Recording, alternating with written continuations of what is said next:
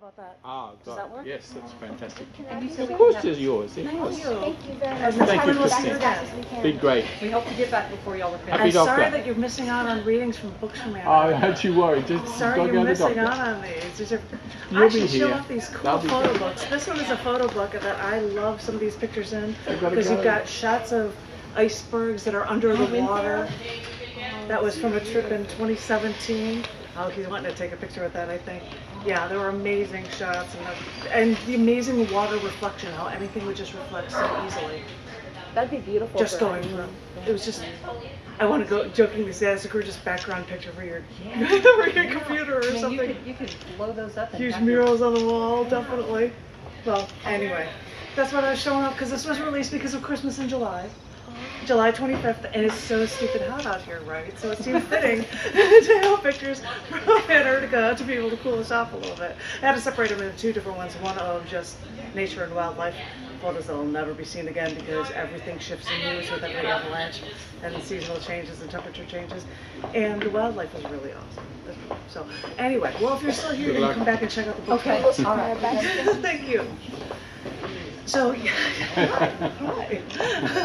I was thinking if that is all right with our lovely host, that I would read the Antarctica themed poems that are in the back of this book. There might be Go for 3 it. or 4 of them. Full on. Some may have heard these before, but these are from Antarctica Wildlife. Yes. As we've just heard, it was released on July 24th. Yay, Christmas in July. And you know what I'm going to do, Tom? I'm going to turn the flash off. Oh, okay, really? Is it flashing? Yeah, that's I had it set for something and it's a flash button. No, it says no flash. Hello. So I'll deal with the noises it makes. I don't know why it's making noises. Doesn't matter. So these are poems from the Antarctica book. Now we know exactly how many photos you're taking.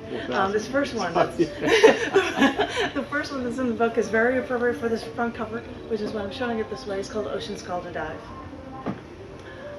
The gentoo penguins run down the mountain to the rocky edge overlooking the southern ocean.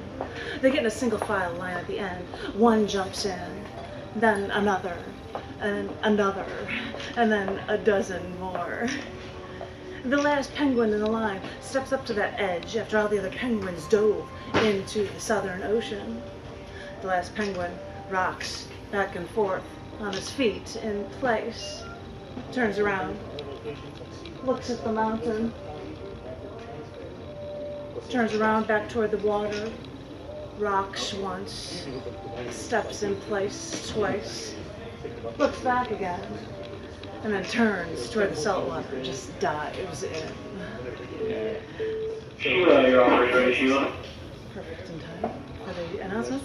This one, in honor of a show at the last special show at the Baha'i Center in Austin. The show was called Who, What, Where, When, Why, so this is a poem that is called Who, What, Where, When, Why. Who? British explorers, then others, looking for ways to expand. What? They traveled farther than anyone to discover a cold, remote land. Where? As far south as their ships would take them. When? Maybe about 2 centuries ago. Why? To discover new land and claim and more animals to slaughter for food and for oil. And in this unclaimed land, ships from different countries came. Ships from different countries. Okay, these were some of the ships that were from it, seriously. Ships, yeah, and they keep it there for people to see who can actually get there to see it. And in this unclaimed land, ships from different countries came. It was bitter cold. Some died in their quest, but they thought they had found a natural treasure. Giant whales were everywhere. Just slaughter anything you can just to get into the whaling ships to extract the blubber for use for oil. And there are so many seals here, large animals that haven't learned to fear us yet. So with their impunity, dozens of species were almost completely decimated. What a treasure. Who? 12 countries, eventually more than 80, but I think some were just trying to stake their claim. What? They signed an agreement to make this one foreign continent exist, maybe for only research, but only for peace. Where? At the Southern Pole, where the days last half a year and nights give us the aurora australis. When? Just over half a century ago, when we realized we had to save what we almost destroyed and let it thrive. Why? Because when humans come to a new place, the first thing we bring is battle.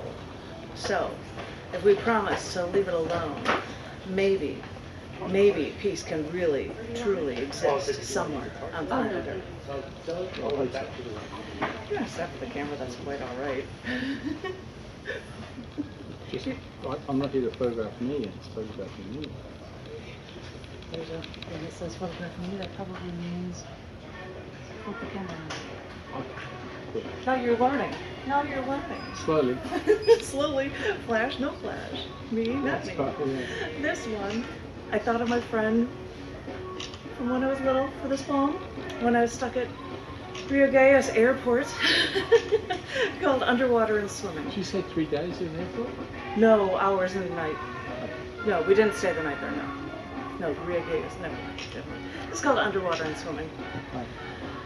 Swimming with my best friend in a pool in the summertime, diving down to the deep end, flipping and springing up so high. Could never compare to seeing gentoo penguins, stocky birds, actually swimming like porpoises underwater, then springing up so high from the water, where we sat at the shoreline after watching the penguins dive in to the Southern Ocean's frigid salt water, grouped together, and then spring away. Like watching birds in flight, in formation. We'd watch 6 or 8 of these birds all spring up in the water together, like just a porpoise together, in sync.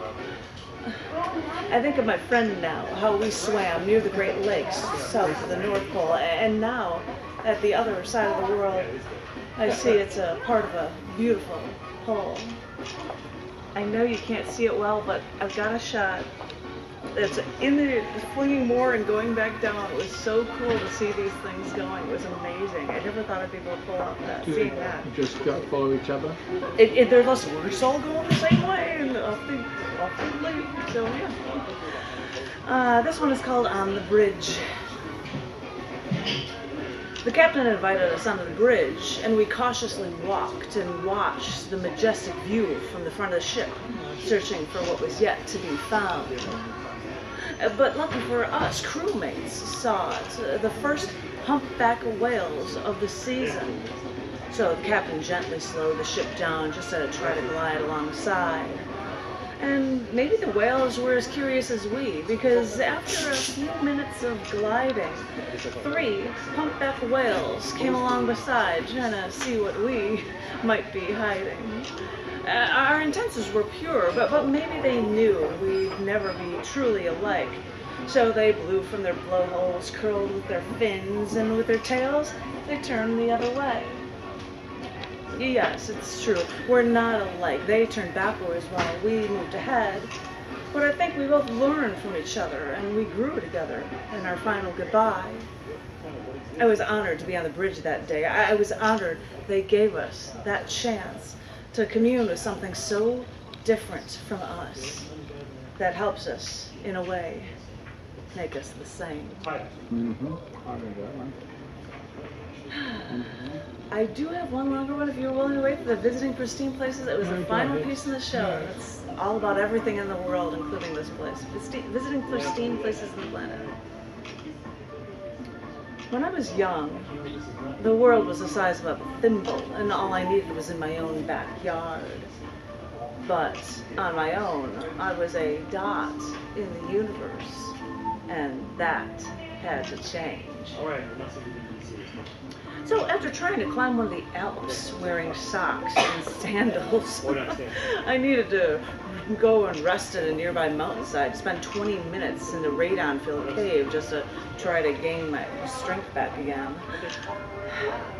After reading Hitler's concentration camp gates in Dachau, Arbeit macht frei, I walked through those gates and thought, work will set you free. Yes, it's true. I know it. Because your choice and your drive is freedom. After singing an entire acoustic concert at a bar at Fairbanks, Alaska, we took off after midnight, added extra layers, and we stood outside in the cold to bask in the geomagnetic dance of the Aurora Borealis.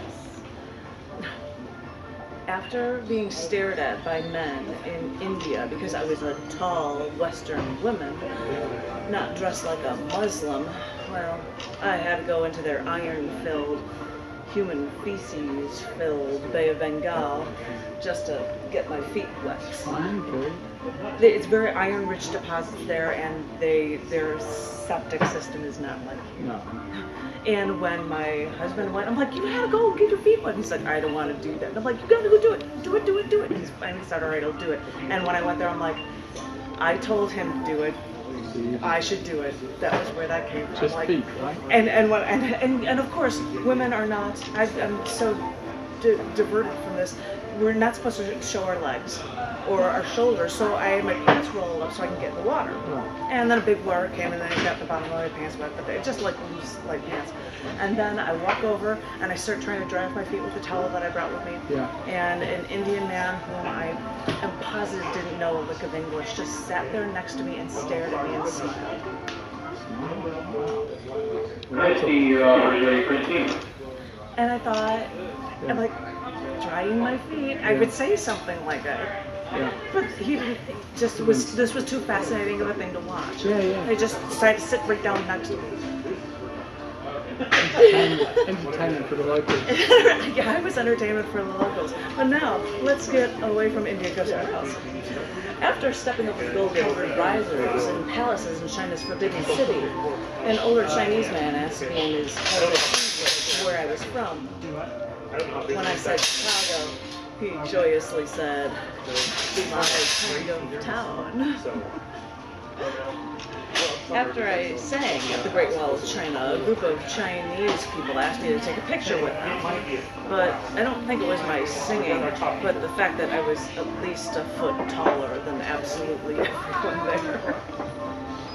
After buying a Balalika in St. Petersburg, I saw the alarming number of well-armed Russian guards at every street corner. And I thought, we may never be friends, but at times like this, I'll try to be friendly.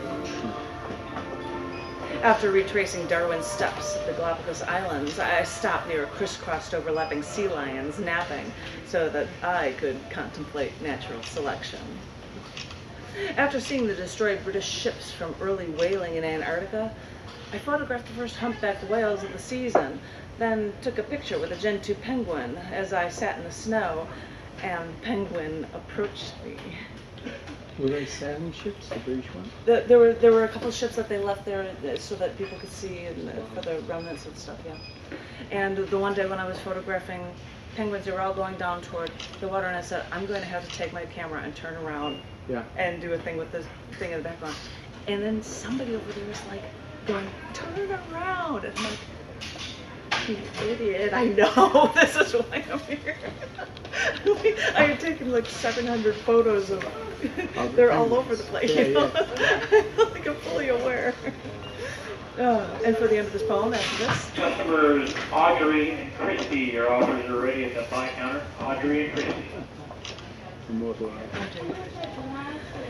When a man in the third poorest country in the world was asked why the poor locals seemed so happy, he explained, we may not have it all, but we can choose to be happy.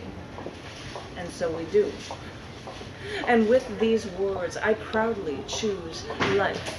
I choose life for the orcas and the humpback whales, the chinstrap and Gen 2 penguins, the cormorants, the gulls and terns. I choose life for the giant petrels, storm petrels, finches, Nazca birds, even the sea lions and marine iguanas. I choose life for the Wyoming bison who passed me on the street. I choose life for the deer who approached us as we slept in the grass under stars. I choose life for all the mass-farmed animals mankind slaughters because they choose to consume violence and not peace. I choose life because all around the world, peace is the one thing we could all, always use. I'm done. I'm done. Antarctica bug. Somebody just showed up. Antarctica books. Laura- They need to have little. Laura Malta, incredible poet, healer, part of the past and the future. And Janet Kuypers from Chicago, now deeply part of the Austin Poetry Center.